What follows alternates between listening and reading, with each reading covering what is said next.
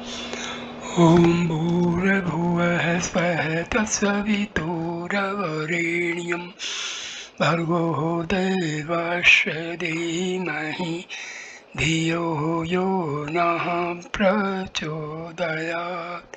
ॐ शान्ति शान्ति शान्तिः. Namaskar, my dear friend. This is video number 25 on the Gospel of Sri Ramakrishna Paramahamsa. This video starts with chapter number 24, Pandit Sasadhar, Wednesday, June 25, 1884. It was the day of the Rath Yatra, the car festival of the Hindus. At Ishan's invitation, Sri Ramakrishna went to his house in Calcutta. For some time, the master had had a desire to meet Pandit Shashadhar Tarka Chudamani, who had been staying with one of Ishan's neighbors. So it was decided that he would visit the Pandit in the afternoon. A few devotees, including Hajra, accompanied the master to Ishan's house. Ishan had invited one or two Brahmin scholars and a devotee who followed the tantric method of worship. Sri's and Ishan's other sons were also present. The master noticed that the tantric worshipper had a vermilion mark on his forehead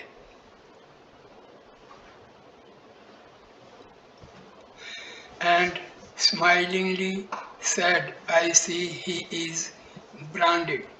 After a while, Anne and Narendra arrived and bowed before Sri Ramakrishna. The master had previously informed Anne that he would be at Ishan's house. The master joked about the delay in serving their meal.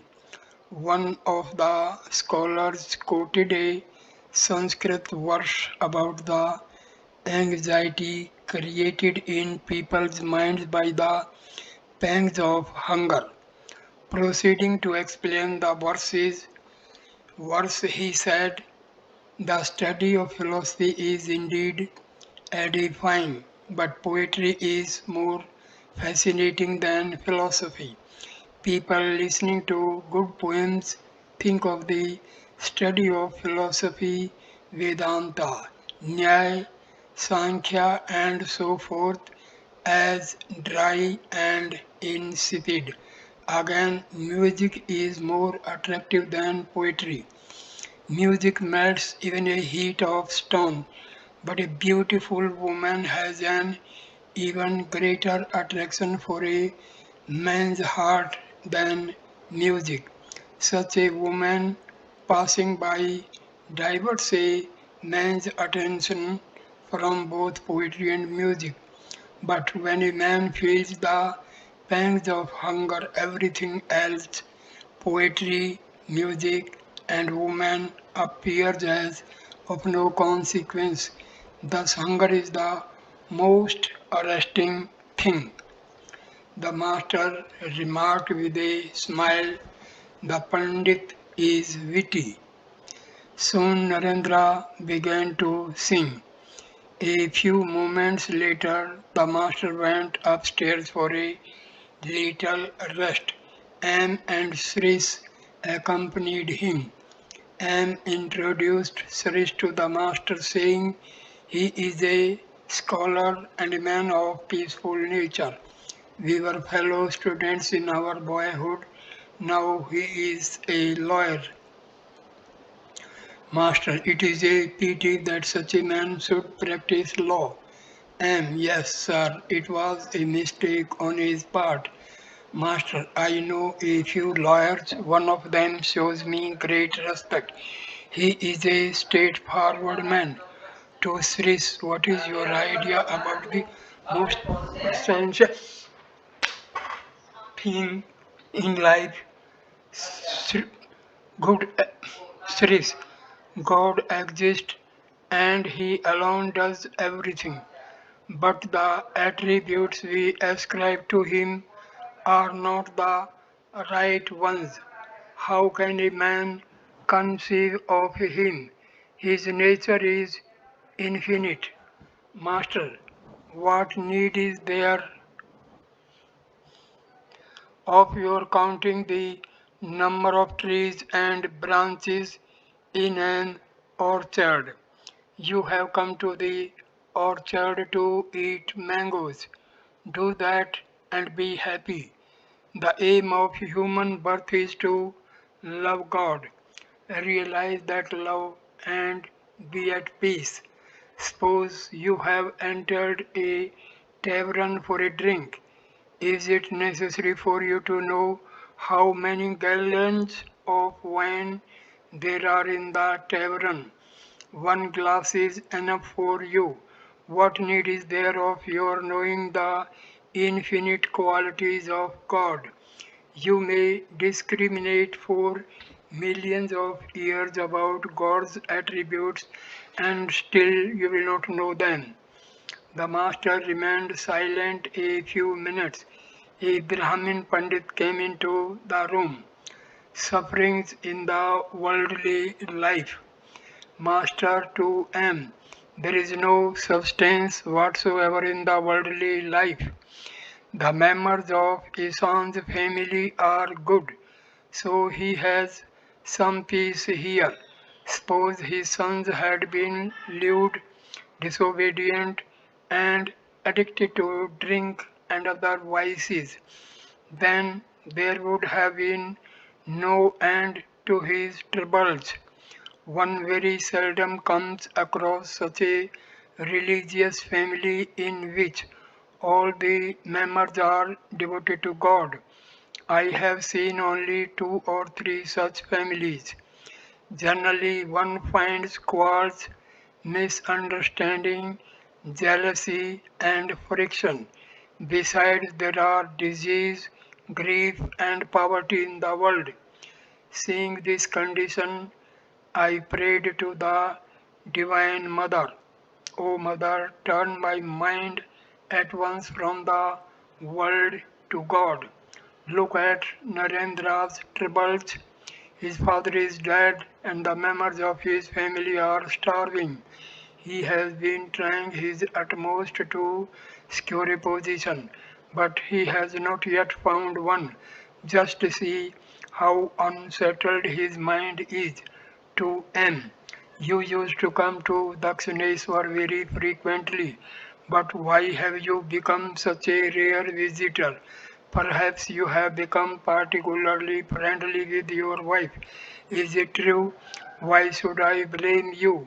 The influence of women and gold is everywhere. Therefore I pray, O Divine Mother, please don't make me a worldly man if I am to be born again in a human body. Brahmin scholar, why should you say that, sir? The scriptures extol the life of a householder. Master, yes, that is true, but it is very difficult to lead the true life of householder. To M. How wrong of us they are singing, especially Narendra, and we have left the room. About 4 o'clock in the afternoon, the master left in a carriage for the house where Pandit Sasadhar was staying. As soon as Sri Ramakrishna got into the carriage, he went into Samadhi. His physical frame was very tender as a result of the austerities he had undergone during the long years of spiritual discipline and his constant absorption in God consciousness. The master would suffer from the slightest physical discomfort and even from the vibration of worldly thoughts around him. Once Keshav Chandra Sen had said that Sri Ramakrishna, Christ and Sri Chaitanya belonged to a delicate species of humanity that should be kept in a glass case and protected from the vulgar contact of the world. It was the rainy season, and a fine drizzle of rain had made the road muddy. The sky was overcast. The devotees followed the carriage on a foot. As the carriage stopped in front of the house, the host and his relatives welcomed the master and took him upstairs to the drawing room. There the master met the Pandit. Pandit Sasadhar. Pandit Sasadhar, a man of fair complexion and no longer young, had string of Rudraksha beads around his neck. He was one of the renowned Sanskrit scholars of his time, a pillar of orthodox Hinduism which had reasserted itself after the first wave of Christianity and Western culture had passed over Hindu society. His clear exposition of the Hindu scriptures, his ringing sincerity, and his staring eloquence had brought back a large number of the educated young Hindus of Bengal to the religion of their forefathers. The Pandit saluted the master with reverence. Narendra, Rahal, Ram, Hajra, and M, who had come with the master, seated themselves in the room as near the master as they could, anxious not to miss one of his words. At the sight of the Pandit, the master again went into Samadhi. After a while, still remaining in that state, he looked at the Pandit and said with a smile, very well, very well. Then, addressing the Pandit, the master said, tell me how you give lectures. Pandit, sir, I try to explain the teachings of the Hindu scriptures, efficacy of bhakti for modern times. Master, for the Kali Yuga, the path of devotion described by Narada is best. Where can people find time now to perform their duties according to the scriptural injunctions? Nowadays, the decoctions of roots and herbs of the orthodox Hindu physicians cannot be given to a fever patient. By the time that kind of medicine begins its slow process of curing, the patient is done for. Therefore, only a drastic medicine like the allopathic fever mixture is effective now. You may ask people to practice scriptural rites and rituals, but when prescribing the rituals, remove the head and tail. I tell people not to bother about the elaborate rituals of the Sandhya as enjoined in the scriptures. I say that it will be enough for them to repeat the Gayatri alone.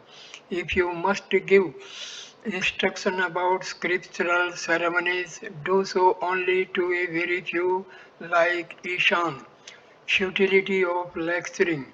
You may deliver thousands of lectures, but they won't make the slightest impression on worldly people. Can one drive a nail into a stone wall? The point of the nail will soon break and then make a dent in the stone. What will you gain by striking the tough skin of the crocodile with a sword? The sadhu's water bowl, made from the shell of a bitter god, may visit the four principal holy places of India with its owner, but it will still remain as bitter as ever. Your lectures are not helping worldly people very much, and you will realize this by and by. The calf cannot stand on its legs all at once. Now it drops to the ground and now it stands up.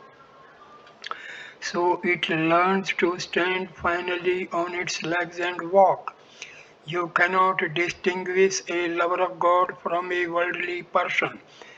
It is not your fault, of course, when the first owners of the gales shakes the trees. It is impossible to distinguish one tree from another, the mango from the tamarind, for instance. Rituals prepare the way for divine love. Without having realized God, one cannot give up rituals altogether.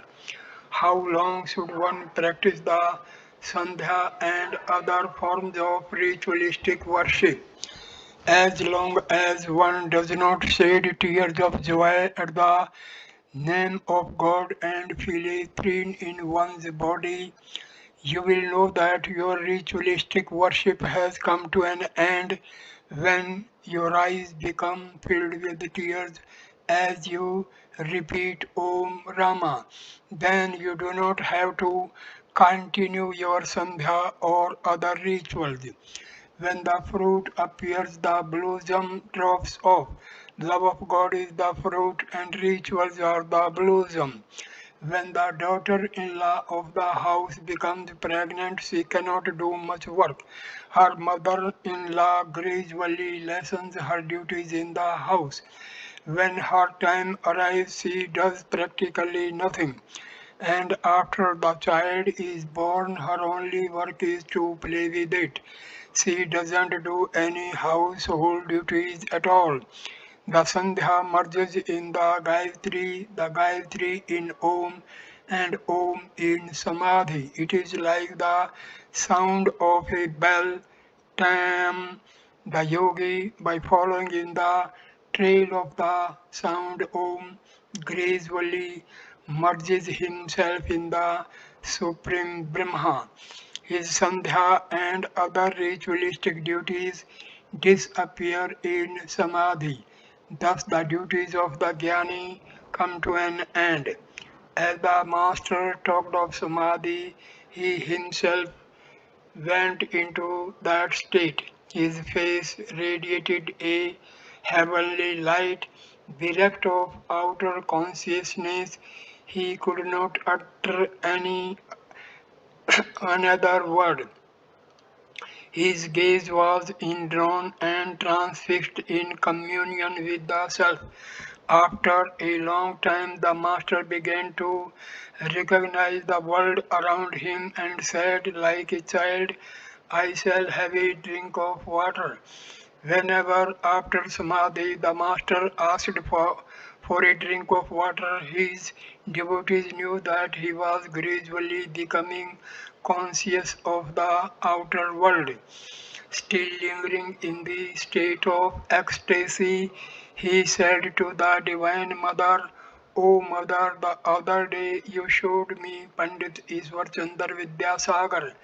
Then I told you that I should like to see another Pandit, and so you have brought me here. Looking at the Pandit, he said, my child, add a little more to your strength. Practice spiritual discipline a few more days. You have hardly set your foot on the tree, yet you expect to lay hold of a big cluster of fruit. But of course, you are doing all this for the welfare of others. With these words, he bowed his head before the Pandit.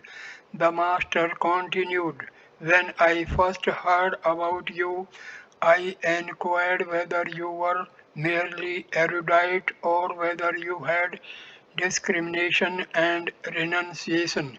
A Pandit who doesn't know how to discriminate between the real and the unreal is no Pandit at all.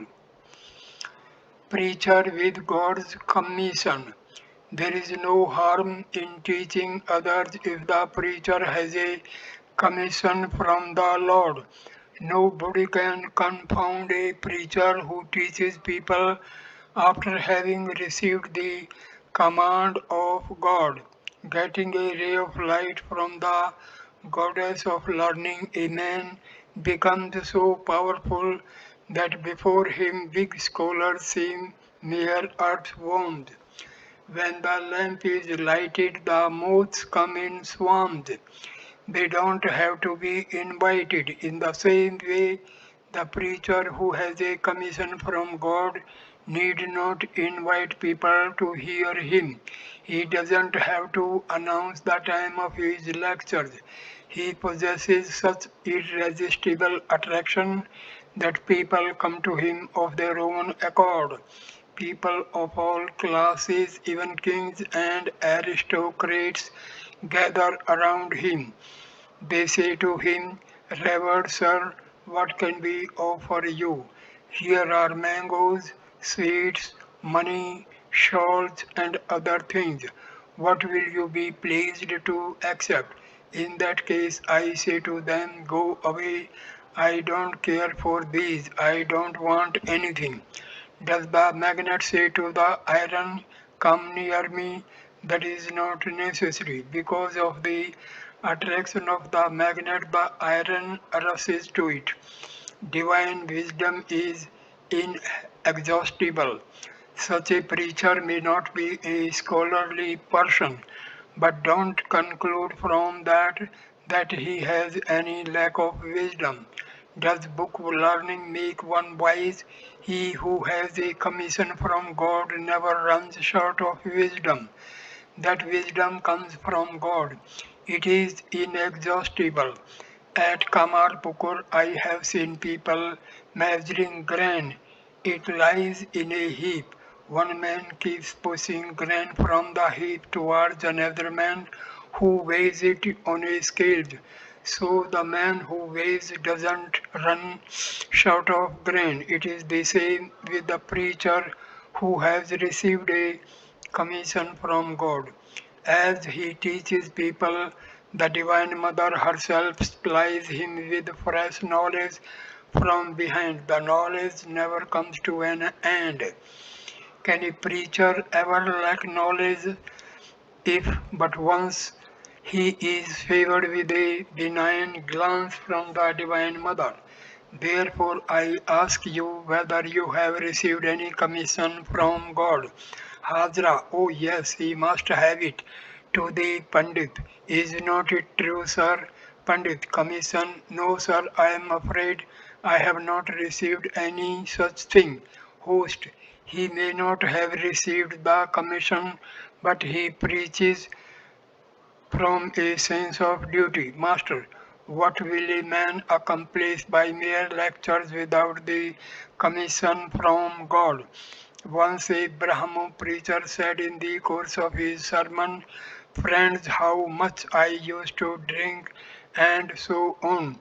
Hearing this, the people began to whisper among themselves, "What is this fool saying? He used to drink." Now these words produced a very unfavorable effect.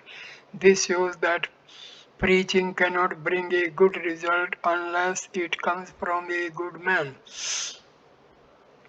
A high government official from Barisal once said to me, "Sir, if you begin the work of preaching, I too shall gird my loins."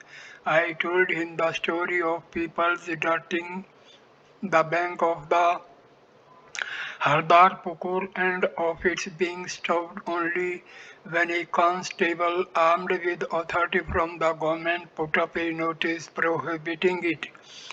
So I say a worthless man may talk his head off preaching and yet he will produce no effect, but people will listen to him if he is armed with a badge of authority from God. One cannot teach others without the commission from God. A teacher of man must have a great power. There is many a Hanumanpuri in Calcutta.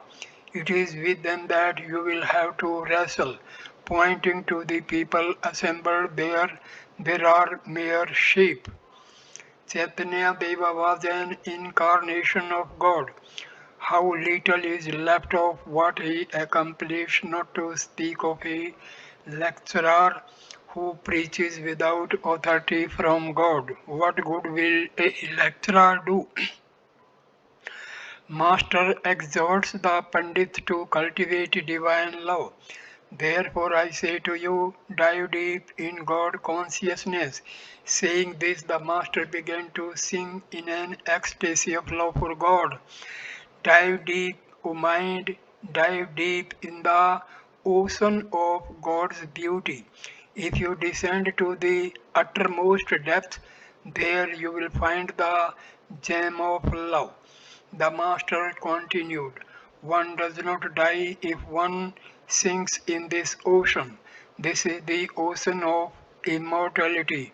Once I said to Narendra, God is the ocean of bliss. Tell me if you want to plunge into it. Just imagine there is some syrup in a cup and that you have become a fly. Now tell me where you will sit to sip the syrup.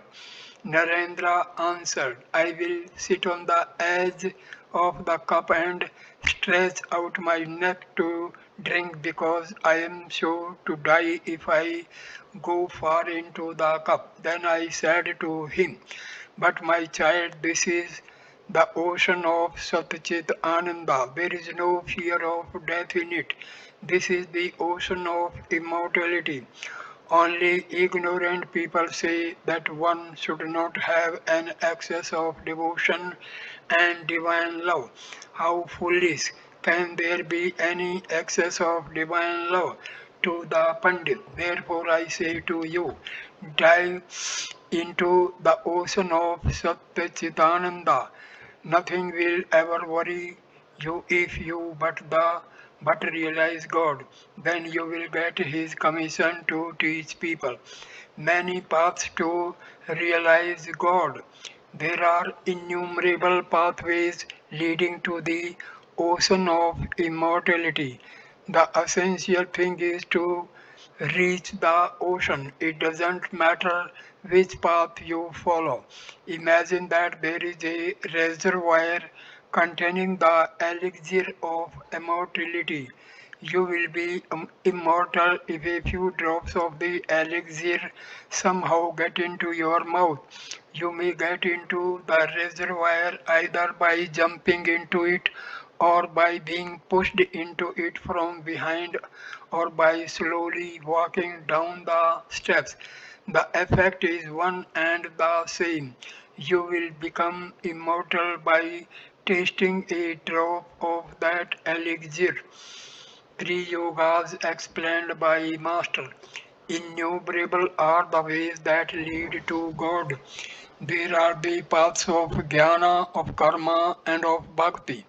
If you are sincere, you will attain God in the end, whichever path you follow. Roughly speaking, there are three kinds of yoga: Jnana Yoga, Karma Yoga, and Bhakti Yoga. What is Jnana Yoga? The Jnani seeks to realize Brahma. He discriminates saying that not this, not this. He discriminates saying Brahma is real and the universe illusory. He discriminates between the real and the unreal. As he comes to the end of discrimination, he goes into samadhi and attains the knowledge of Brahma. What is Karma Yoga?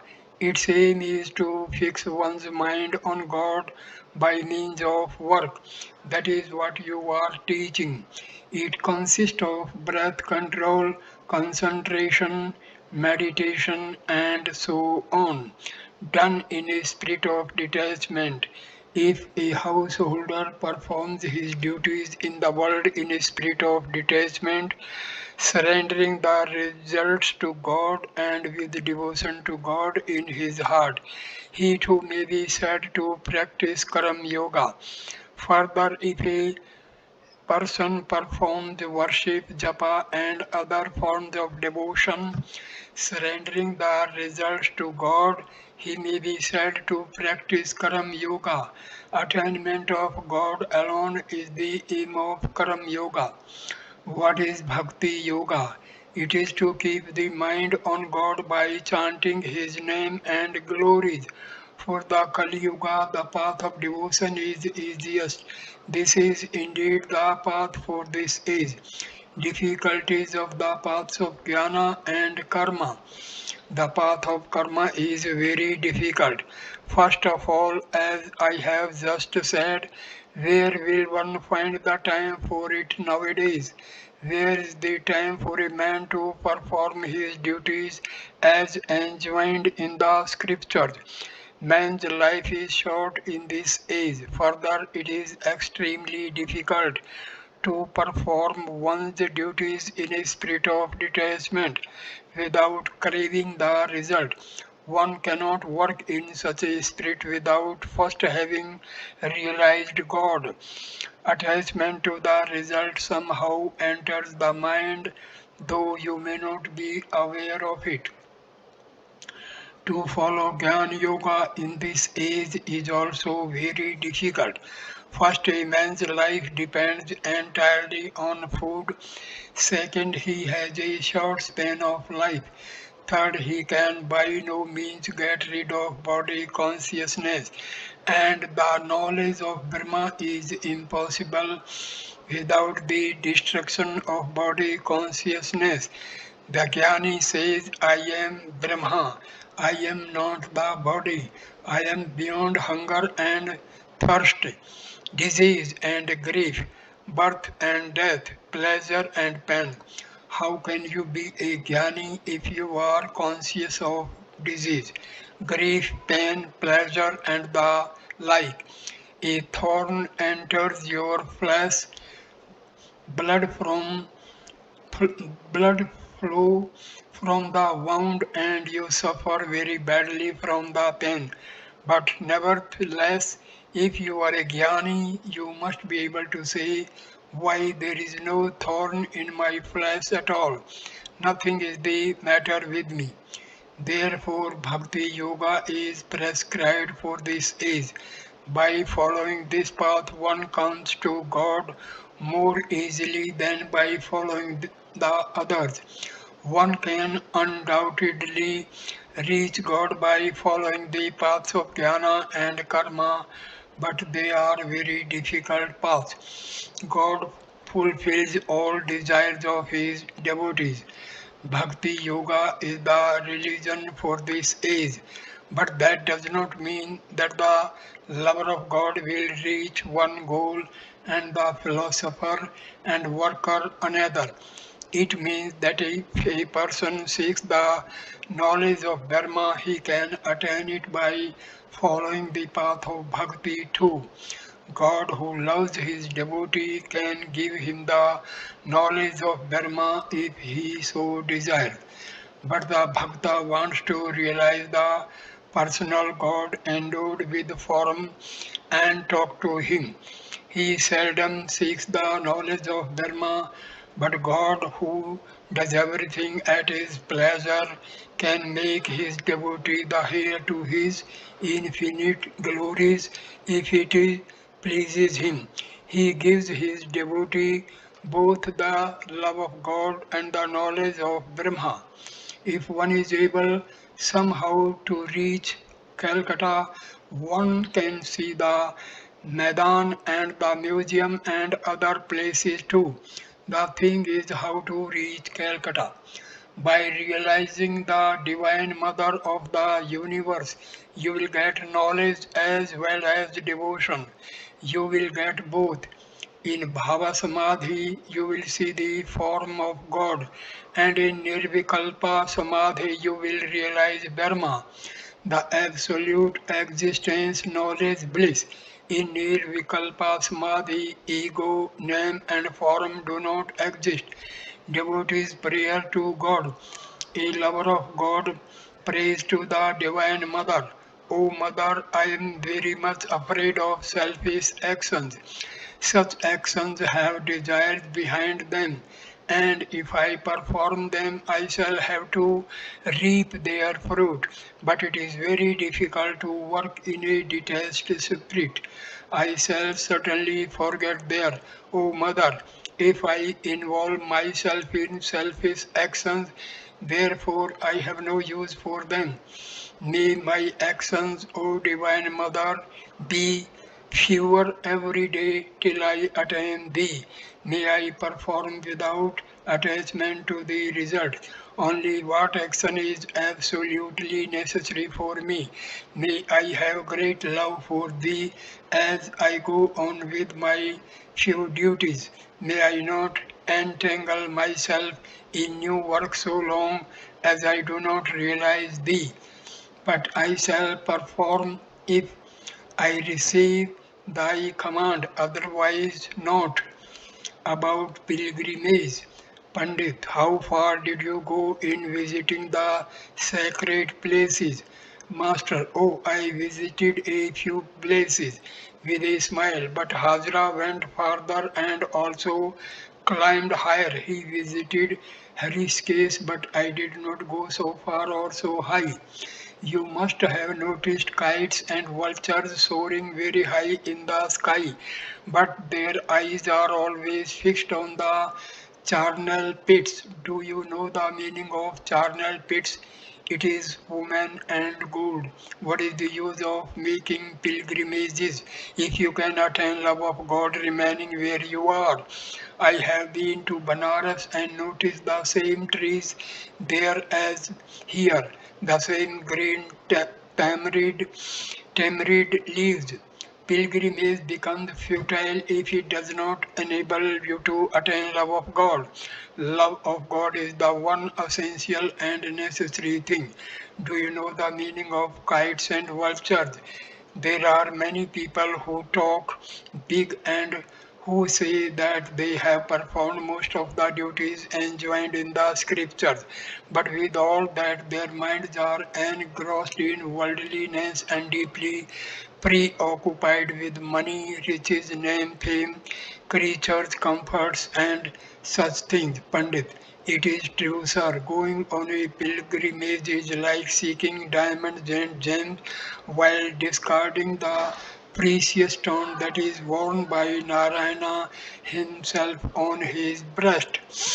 Master, I want you to remember this. You may impart thousands of instructions to people, but they will not bear fruit except in proper time. On going to bed, a child said to his mother, Mother, please wake me up when I feel the call of nature. The mother said, Don't worry about it, my child. That call will wake you up itself. Oh, love. One feels yearning for God at the proper time. Three kinds of teachers. There are three classes of physicians. The physicians of one class feel the patient's pulse and go away, merely prescribing medicine. As they leave the room, they simply ask the patient to take the medicine. They are the poorest class of physicians. Likewise, there are teachers who only give instruction but do not stop to see whether their teachings have produced a good or bad effect. They do not think at all about the disciple.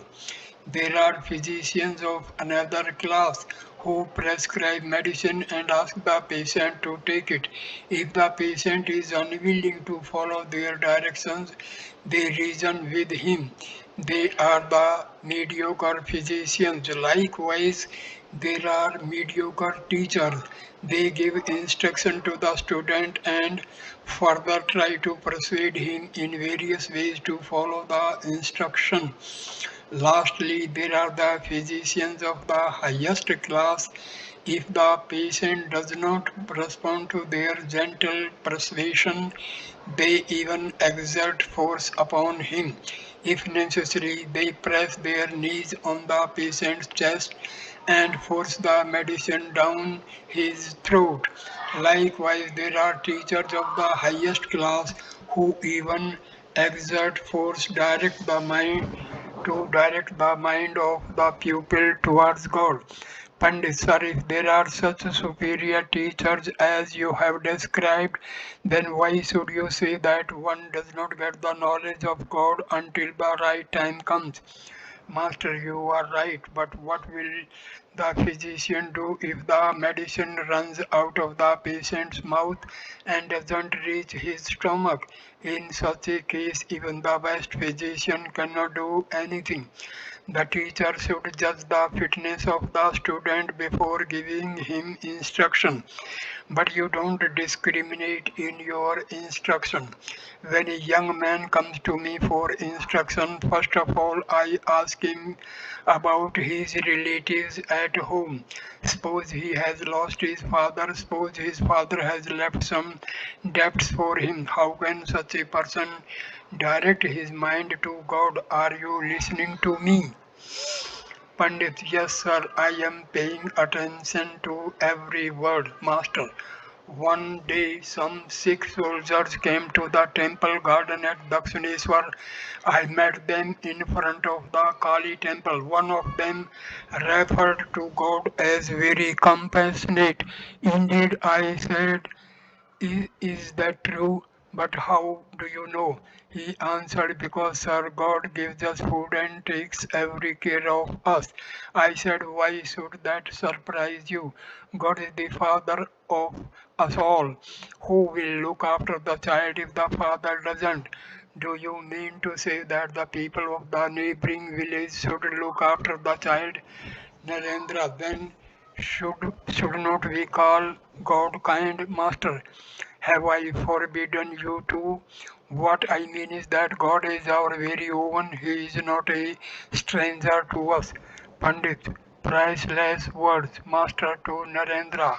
I listened to your singing, but I did not enjoy it, so I left the room. Your mind is now set on seeking a job, and therefore your song sounded a dull. Narendra flushed. He felt ashamed of himself and remained silent. The master asked for a drink of water. A glass of water had been placed near him, but he could not take it. He asked for some fresh water. Later, it was found that a man of immoral character had touched the first glass. Pandit to Hazra, you live in company day and night. You must be very happy. Master with a smile. This is indeed a great occasion for me. Today I have seen the crescent moon of the second day of the bright fortnight.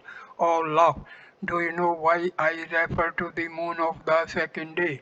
Sita once said to Ramana, you are the full moon and Rama is the crescent moon of the second day of the bright fortnight.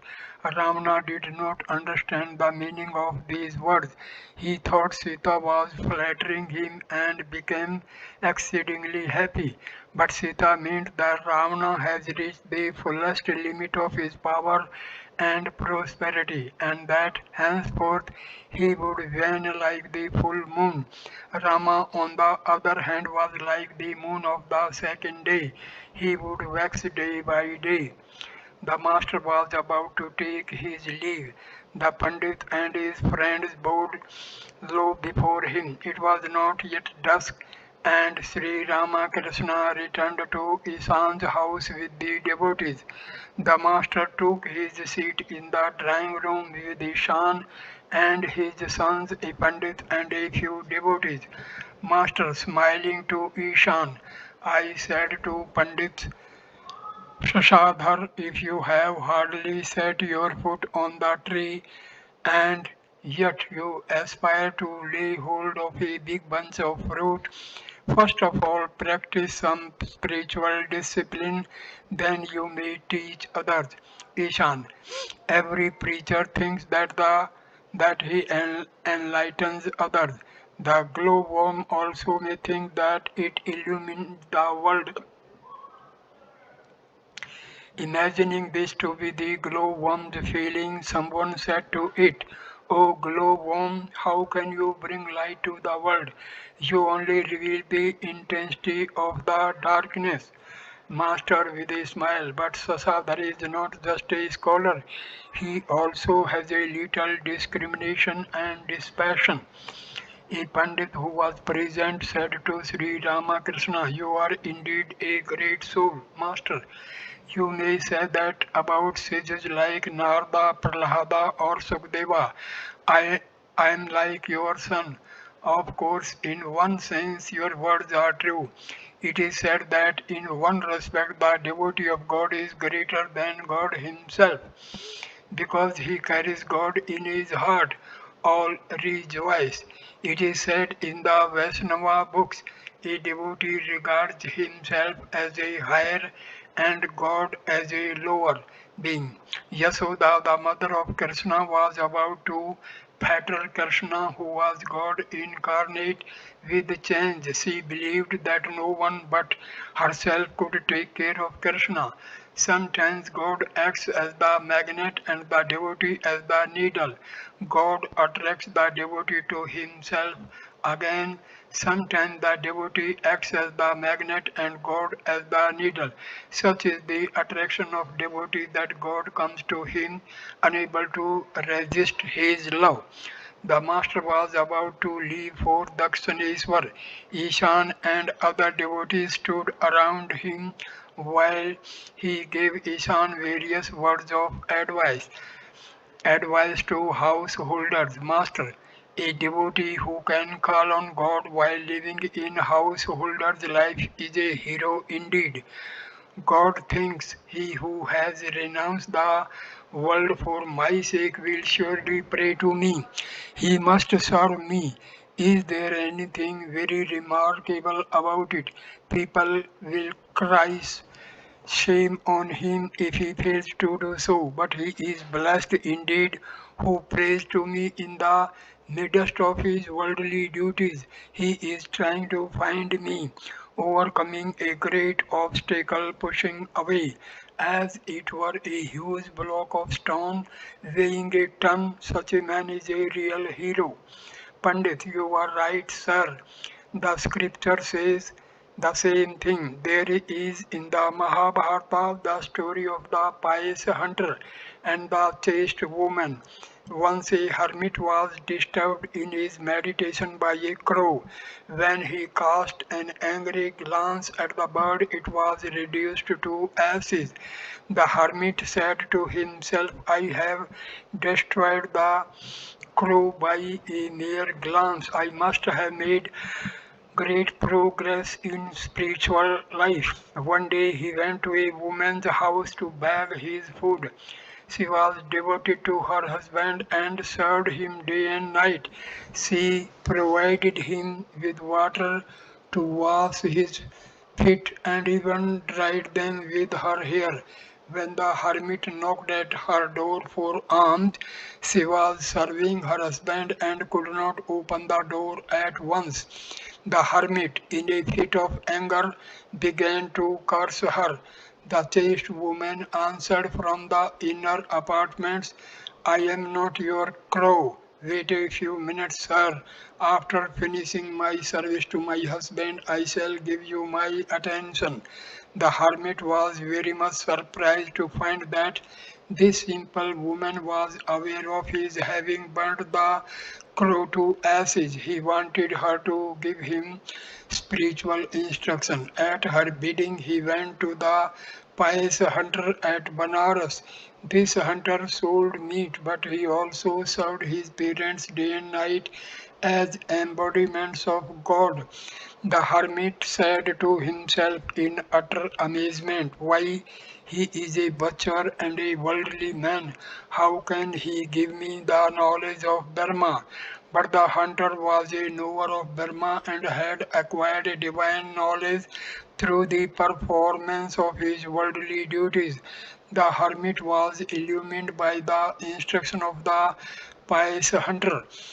The master was about to take his leave. He was standing at the door of the next house where Ishan's father-in-law lived.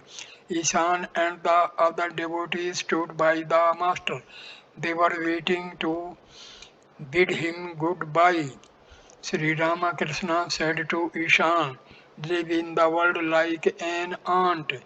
The world contains a mixture of truth and untruth, sugar and sand. Be an ant and take the sugar. Again, the world is a mixture of milk and water, the bliss of God consciousness and the pleasure of sense enjoyment. Be a swan and drink the milk, leaving the water aside. Live in the world like a waterfowl. The water clings to the bird, but the bird shakes it off. Live in the world like a mudfish. The fish lives in the mud, but its skin is always bright and shiny. The world is indeed a mixture of truth and make believe. Discard the make believe and take the truth. Sri Ramakrishna got into the carriage and left for Dakshineswar. So I conclude this video. Next video number 26 will start chapter number 25, advice to Pandit Sasadhar, Monday, June 30th, 1884. Thank you for watching this video. Please like, comment and share the video and subscribe the channel. Namaskar my dear friends. Thank you. Namaste.